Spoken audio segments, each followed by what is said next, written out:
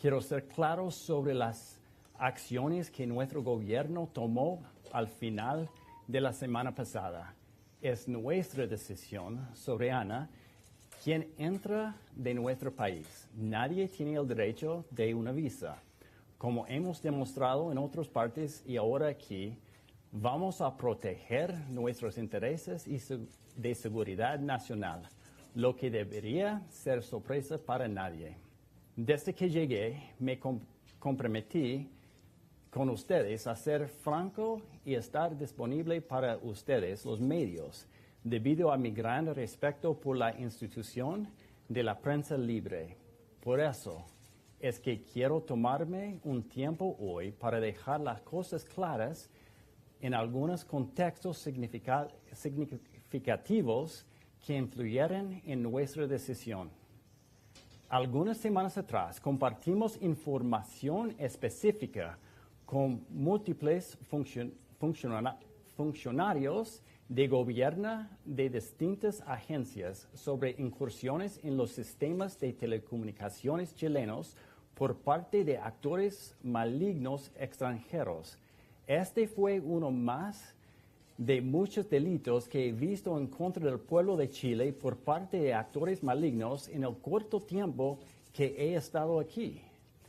Esta incursión específica estuvo dirigida a múltiples compañías de telecomunicaciones privadas, poniendo la privacidad y la información personal de casi todos los chilenos que usan un teléfono celular en riesgo de que sus datos fueran robados, sus comunicaciones espiadas y sus vidas afectadas.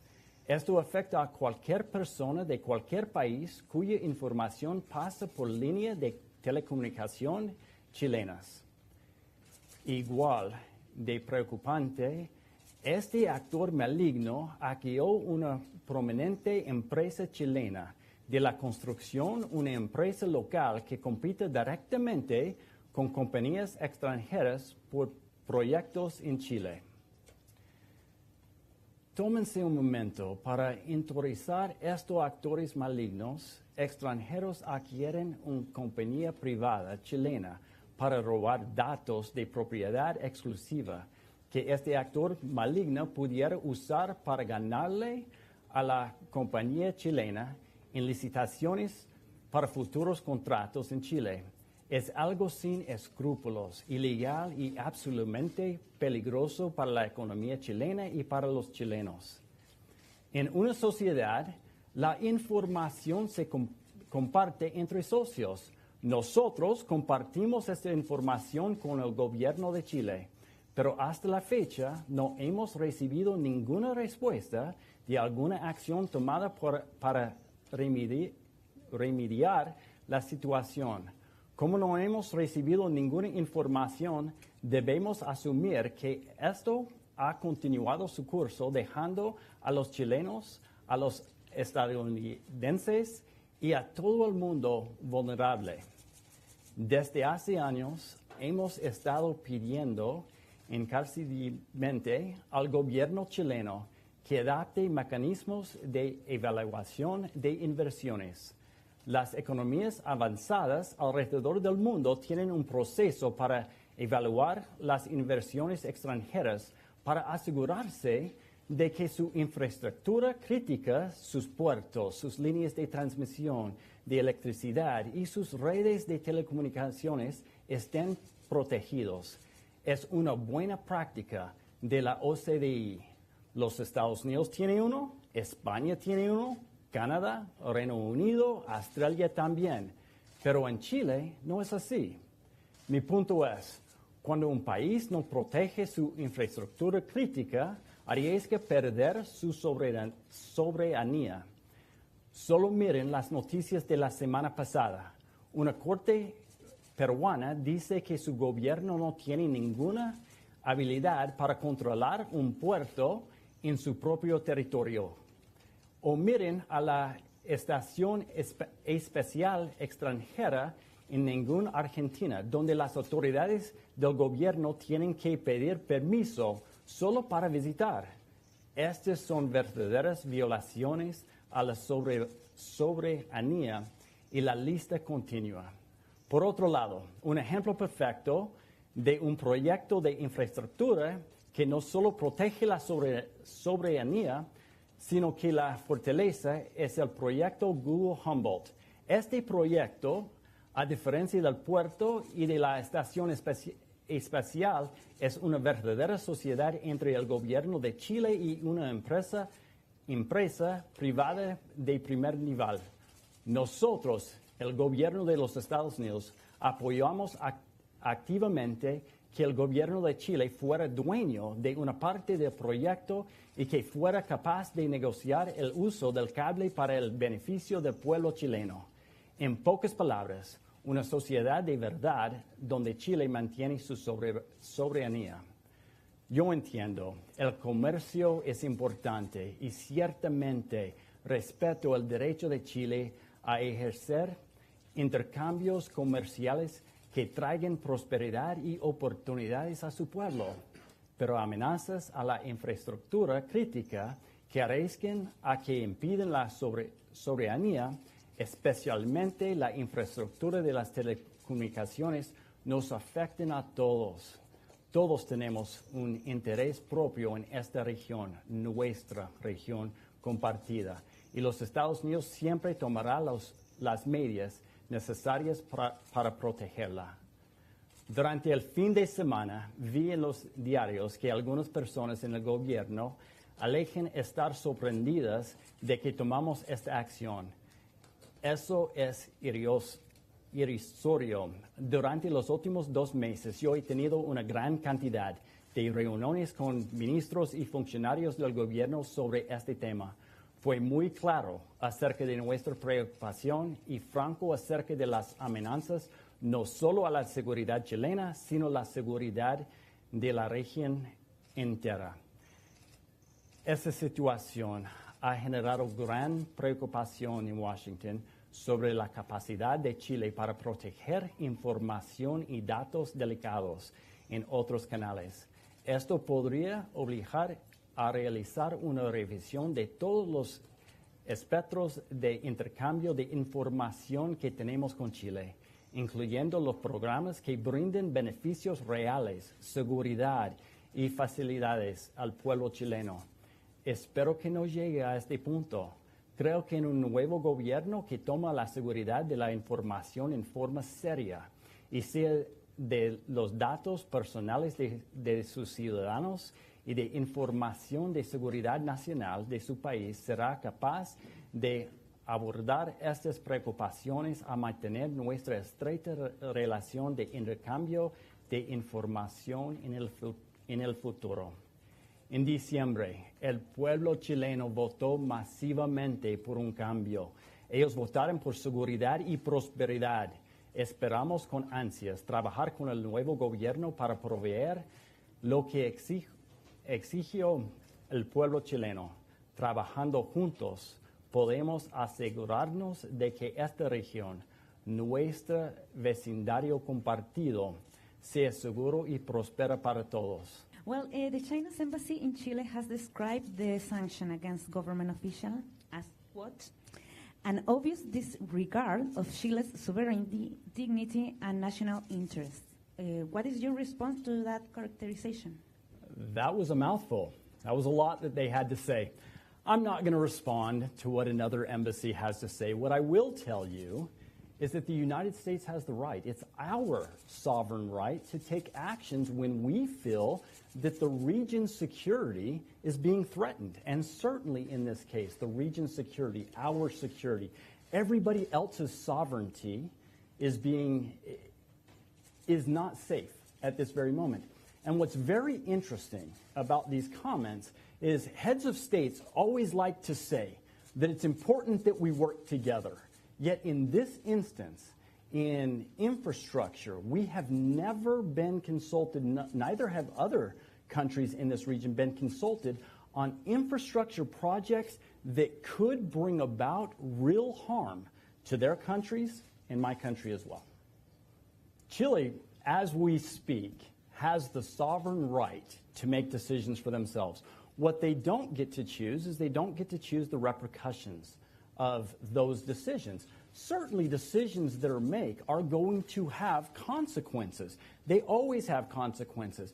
But the right of Chile to make a decision, that still exists. We're not taking that right away. We never have taken that right away. But we have been very clear when it comes to infrastructure projects that could harm the region as a whole, as well as the safety and security and our sovereignty, we certainly will have discussions, and we certainly will let them know that there will be repercussions for decisions made. Hey, Martin Bascuñán from Radio ADN. You say malicious actors. Are you referring to China Mobile's project by any chance? There's many malicious actors in this region. There's not just one country. There's a lot of malicious actors. We're not going to discuss specifically what malicious actors, but there are malicious actors that want to do harm, not just to this region, not just to the country of Chile, but to the United States as well. And we will always look to how we can protect ourselves as well as the region against these malicious actors. So the sanctions, Chile as a country can't do anything to reverse the sanctions. That's an individual's right. The individual has the right to try to get the sanctions reversed. We're not going to talk about who those individuals are. Our laws are very clear that we cannot discuss who those individuals are. But those individuals, if they want to change behavior, and they want to actually do what is going to be right for the region, for Chile, for the United States, they certainly can go and they can ask to have their visas reinstated.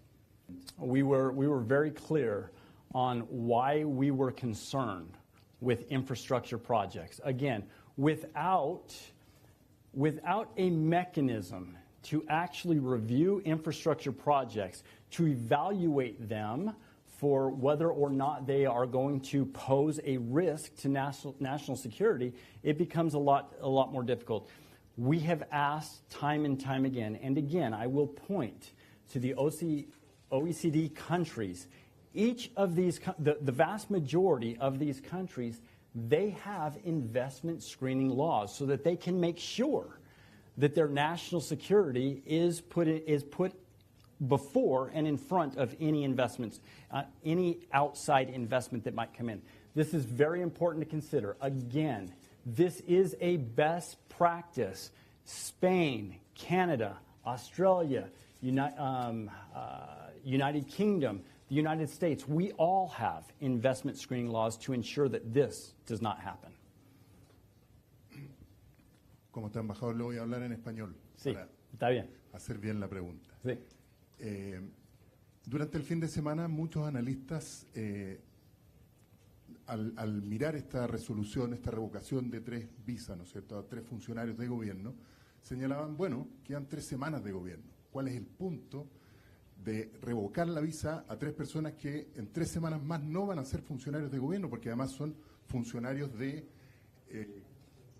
confianza del presidente Gabriel Boric? Entonces, lo que se planteaba en varios artículos y columnas de opinión es que este era un mensaje a la nueva administración, un mensaje a la administración del presidente electo José Antonio Cast. No, para nada.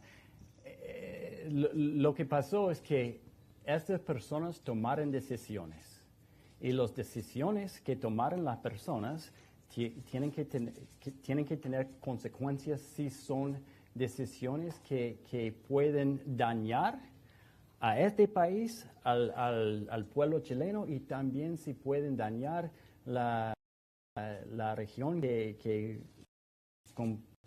that we share regionally, and if it will harm the United States. These were the people that took those decisions. These are the people that visa sanctions were taken against. Again, we respect every country's right to trade with any country. But when you look at, and I will use the examples again, all we have to do is look at what just happened in Peru.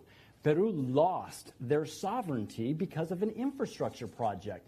Argentina lost its sovereignty because of an infrastructure project. We are certainly always going to push back when an infrastructure project will in fact take away sovereignty.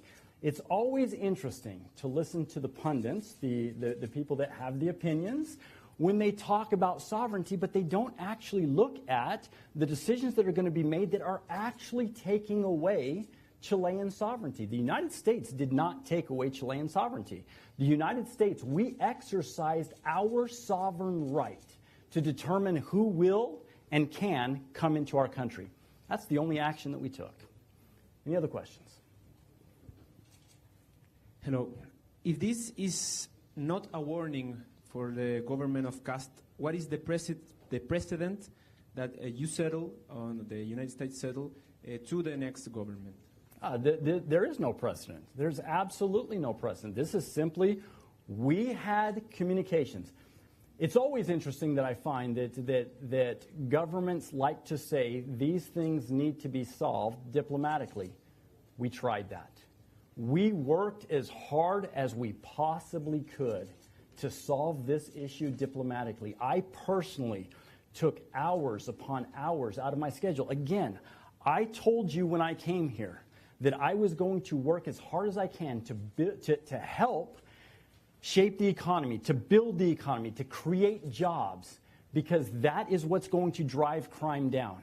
Yet I have been taking much of my time dealing with this, trying to deal with it diplomatically.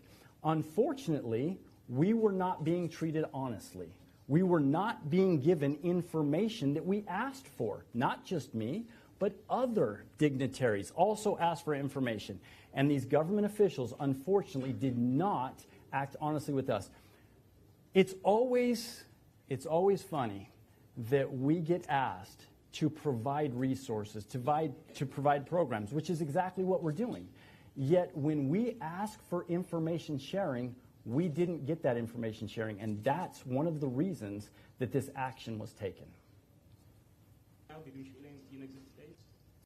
We certainly hope it's not going to get to that point. We certainly hope that the visa waiver, and as of right now, the visa waiver is safe. But that's not our choice.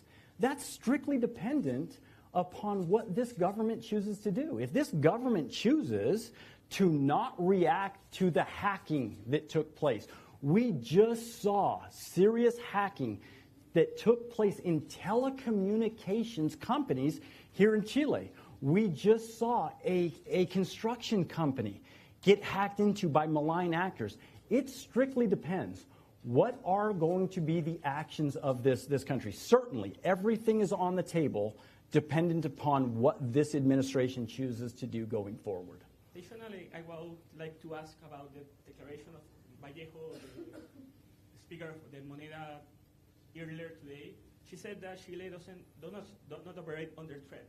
What is your response from the government that is afraid from Vallejo today earlier? I think that's actually pretty ridiculous. There are no threats. We're not threatening. We're not making any threats. What we have strictly told you all the time, everything that we do, everything depends upon communication and security. If Chile wants to participate in programs, Chile is invited to participate in those programs, but they must act as a good partner. They must act as a shared partner, and they must comply with the rules of participating in that program. The visa waiver is a security program. That's what it is.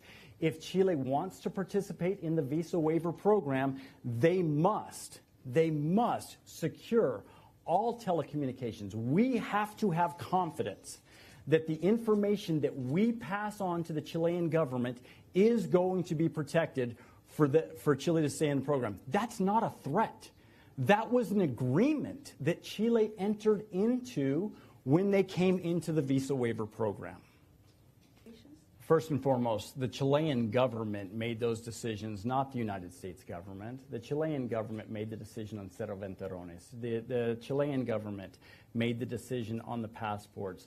They ultimately decided that those projects did not fall within the permitting of how that permitting was supposed to go. Again, investment screening is what is going to ensure that projects that move forward are not going to harm national security. Certainly, if there's investment screening and another country, it doesn't matter what the name of the country is. If there are investment screening laws and those laws are complied with, any country has the right to bid to, well, I shouldn't speak for the Chilean government, but I would imagine that any country would then have the right to bid under those laws. But certainly, I will repeat this over and over again.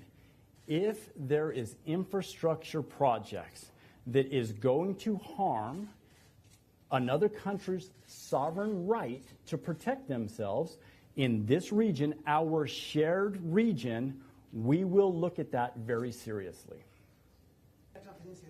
So let's be very clear. There will be no competition. Whether that cable comes or not, there will be no competition.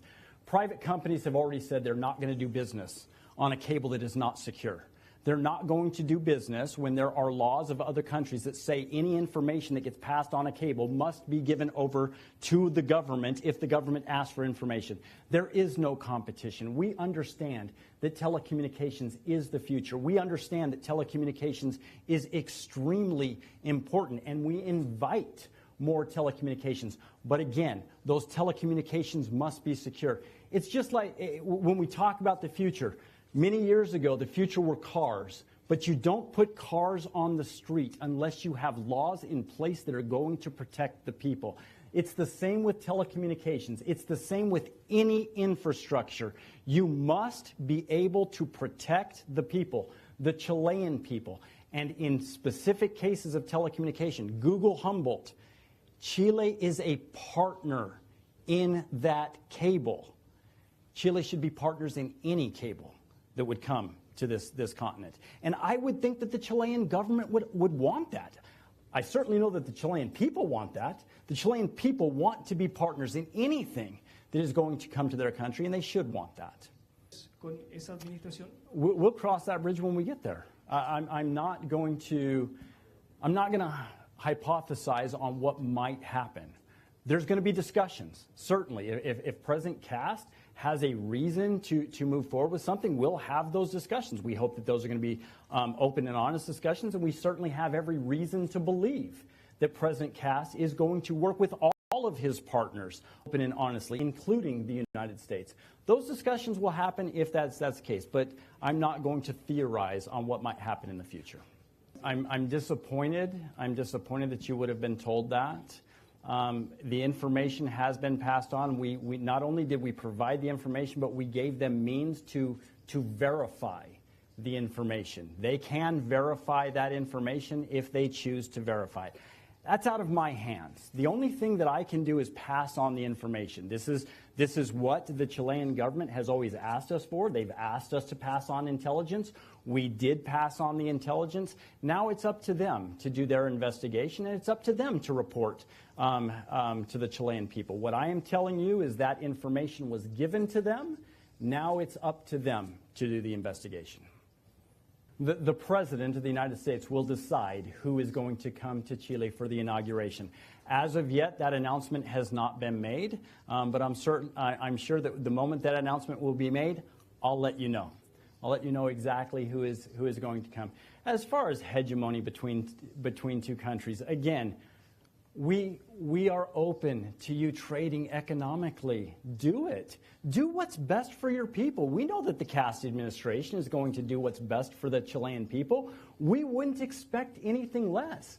But we also know that infrastructure projects that harm the people of Chile should be taken seriously and should be looked at seriously, especially when heads of state are constantly talking about we need to work together. Well, we were never consulted on any of this, even though infrastructure projects will harm our security. Infrastructure projects will harm Argentina, Peru, all of the countries in the regions. As far as I know, they weren't.